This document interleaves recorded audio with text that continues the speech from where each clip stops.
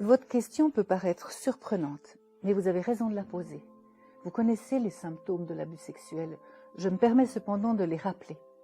Évidemment, il y a des nuances qui dépendent notamment du degré de développement de la personnalité, du milieu éducatif. On peut dire qu'un abus sexuel, c'est une activation d'une capacité émotionnelle qui est réservée à l'âge adulte, ou l'âge où normalement les conséquences d'un acte sexuel, donc la naissance d'un enfant, peuvent être assumées autant psychiquement que physiquement.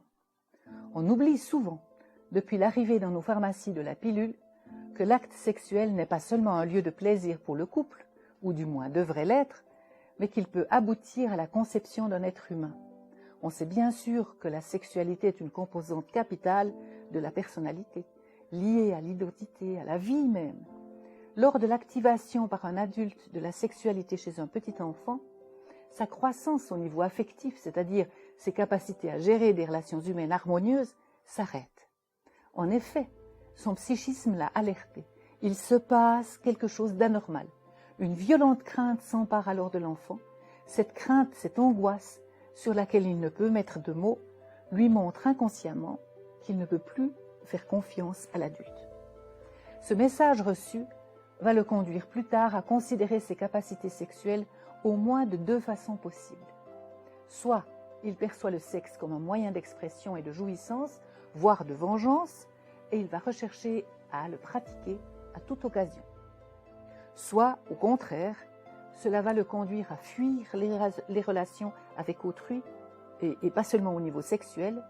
Il va s'enfermer sur lui-même, la honte et la culpabilité chevillées au corps, ne sachant plus différencier le juste du faux, le bon du mauvais. Ce sont les extrêmes qui se manifestent, quelquefois d'une manière ambivalente, c'est-à-dire tantôt l'une, tantôt l'autre. Ces symptômes sont liés à un abus sexuel, mais pour cela, il n'est pas nécessaire qu'il y ait eu attouchement ou même contact physique. Si par exemple l'abus a été perpétré à votre naissance, et oui ça arrive, ou très tôt dans votre petite enfance, il se peut que vous ne vous en souveniez pas. Par ailleurs, dans certaines familles où il règne un climat de complicité malsaine, il arrive qu'un des parents transgresse face à son enfant la différence des générations et l'emprisonne dans une relation analogue à l'inceste. Comment ? Eh bien, à la simple évocation de la sexualité des adultes en présence des enfants, par exemple. Les plaisanteries, les moqueries peuvent avoir le même effet.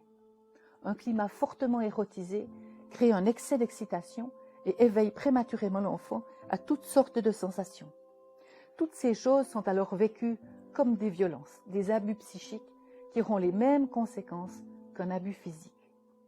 On parlera alors d'incestualité, une expression qui nous vient de Paul Récamier. Il est donc effectivement possible de développer tous les symptômes d'une personne abusée sexuellement sans en avoir pourtant le souvenir, ni même l'avoir vécu physiquement. Alors comment vraiment le savoir ? Il faut généralement accepter un travail sur soi-même en profondeur, autant au niveau de l'âme, c'est-à-dire au niveau du psychisme, qu'au niveau de l'esprit. Je parle ici du domaine spirituel, pour vraiment découvrir ce qui s'est passé réellement.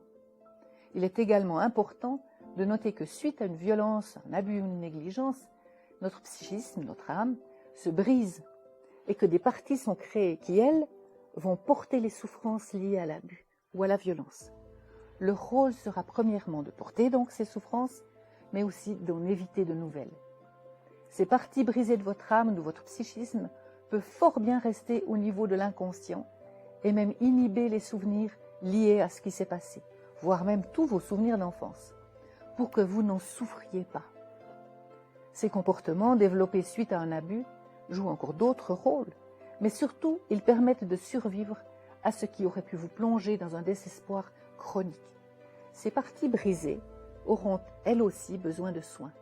Elles protègent, mais de ce fait même peuvent devenir des entraves à un processus de croissance. Un travail sur vous-même va vous permettre d'accéder à une pleine liberté d'expression et de relation. Et je ne peux que vous y encourager.